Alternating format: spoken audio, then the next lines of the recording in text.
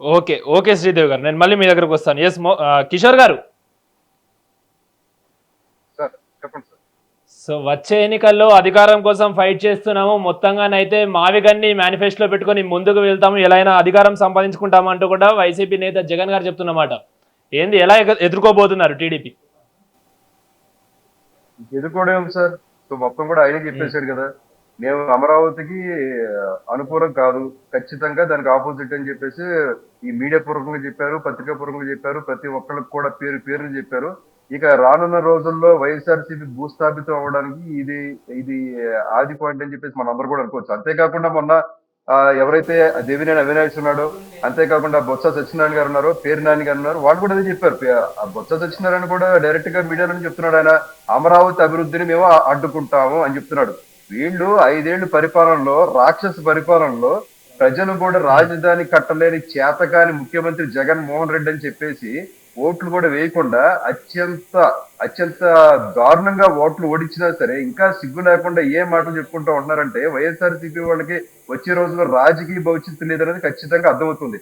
అంతేకాకుండా ఈ రోజున తాడికొండ అసెంబ్లీ కాన్స్టిట్యున్సీలు కూడా 1967 నుంచి 2024 వరకు కూడా ఎప్పుడు కూడా ఓడిపోయేది 3000 ఓట్లతోనో, 4000, మహా అయితే 5000, 6000 ఓట్లతో తేడాతోనో ఆ ఎమ్మెల్యేలు గెలవడం, ఓడిపోవడం జరుగుతాయి.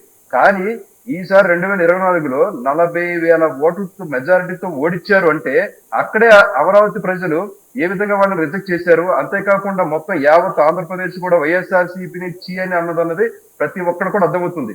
మళ్ళీ దీంట్లో నాటకాలు, ఇక్కడ వైఎస్ఆర్సీపీ వాళ్ళు కూడా ఒక స్టాండ్ బై లేదు సార్. ఎందుకంటే ఒక్కొక్కడు ఒక టైప్, ఒకే రోజు మీటింగ్. మన హ్మ్. గొడవ జరిగి వెళ్ళిపోయిన తర్వాత దేవినేని అవినాష్ వచ్చేసేపటికి ఒక మీటింగ్ పెట్టాడు. పెట్టి ఏం చెప్తున్నాడు సార్ ఎక్స్ప్లెనేషన్? మేము అమరావతికి ఎక్కడ కూడా విరుద్ధం అని చెప్పలేదే, మేము కూడా అమరావతికి అనుకూలం అని చెప్పామే అంటాడు. మళ్ళీ అది అయిపోయిన 10 నిమిషాలకి ఖచ్చితంగా ఎవరో మన పేరునని అంటాడు, ఇక్కడ 300 మంది ఉన్నారు, చాలా మంది ప్రజలు ఉన్నారు, అంతేకాకుండా అమరావతికి మనం అంత పైసలు తీసుకురాలేము, మన దగ్గర అంత సొమ్ము లేదు కాబట్టి మావిగాని అంటాడు. మళ్ళీ బొత్స సత్యనారాయణ ఉంటాడు, ఇది ఖచ్చితంగా అభివృద్ధిని ఆదుకుంటూ ఉంటాడు. ఈ రోజు కూడా వైఎస్ జగన్ గారి మీటింగ్ లో మీరు చూస్తే ఒక 2 నిమిషాలు ఏం చెప్పాడంటే, నేను ఎక్కడ కూడా అమరావతికి వ్యతిరేకం కాదే అని అంటాడు.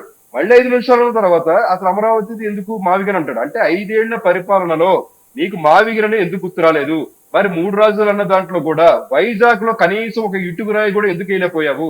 ఇటుకురాయి వేసింది కూడా అతని లగ్జరీ గృహాల కోసం 500 కోట్ల రూపాయలు జన సొమ్మును మింగిన ఇలాంటి వైఎస్ఆర్సీపీ నాయకులని మనం ఏం చేయాలన్నది ప్రజలే బుద్ధి చెప్తారు. అంతేకాకుండా కర్నూలు చూసుకుంటే, కర్నూలులో కూడా హ్మ్. హైకోర్టు అంటే న్యాయపరమైన రాజధాని చేస్తా అన్న వాళ్ళు కూడా అందుట్లో కూడా ఒక ఇటుకురాయి లేదు, కనీసం ఒక జ్యుడిషియల్ సెక్షన్ కూడా ఏది పెట్టకుండా ఎంతసేపు 5 సంవత్సరాలలో అమరావతి సెక్రటరియట్ కి పోవాలంటే పరదాలు కట్టుకెళ్ళిన ఏకైక ముఖ్యమంత్రి జగన్మోహన్ రెడ్డి గారు అని చెప్పేసి ప్రతి ఒక్కరు కూడా తెలుస్తుంది. ఈ రోజున ఈయన చెప్పిన మాట అనేది ప్రజలందరూ కూడా ఎదురు చూస్తున్నారు. నిజంగా అమ్మయ్య, ఇప్పుడు మన జగన్మోహన్ రెడ్డి గారు వ్యతిరేకించడం కోసం మంచి అవకాశం దొరికిందని చెప్పి ప్రతి ఒక్కరు కూడా ఆలోచనలు ఉన్నారు. అంతేకాకుండా వైఎస్ఆర్ యొక్క కుళ్ళు కుతంత్రాలు అనేది ఈ రోజున బట్టబయలైపోయింది.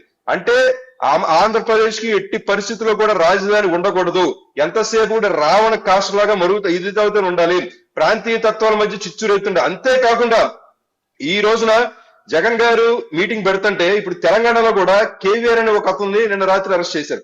అతను కూడా ఏంటి, అక్కడ తెలంగాణలో ఉద్రేకాలు సృష్టించాలి. తీరా అతను ఎవరంటే అతను కూడా జగన్మోహన్ రెడ్డి మనిషే.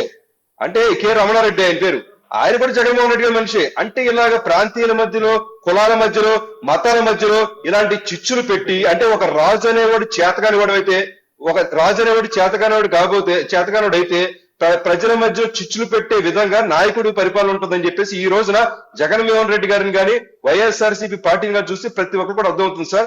ఖచ్చితంగా ఇది ఆంధ్రప్రదేశ్ ప్రజలు వైఎస్ఆర్సీపీ యొక్క రాజకీయ భవిష్యత్తుని భూస్థాపితం చేయబోతున్నారు అత్యంత తొందరలోనే. Audio video.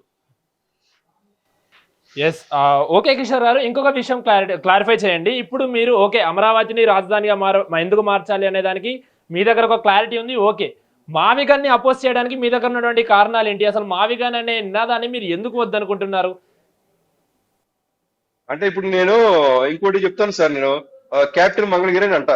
మీరు ఒప్పుకుంటారా? లేదా గుంటూరు గుంటూరు క్యాపిటల్ అని అంట, లేదా విజయవాడ క్యాపిటల్ మరి రేపు పొద్దున, ఎందుకంటే విజయవాడ ఆల్రెడీ డెవలప్డ్ కదా, అక్కడక్కడ కొన్ని ఆఫీసులు పెట్టేసుకుంటే అయిపోద్ది కదా అని చెప్పంట. అది అవ్వదు కదా సార్. ఇప్పుడు మావిగన్ అనేది కూడా మావిగన్ కదా, అది మచిలీపట్నం అంటున్నాడు ఆయన.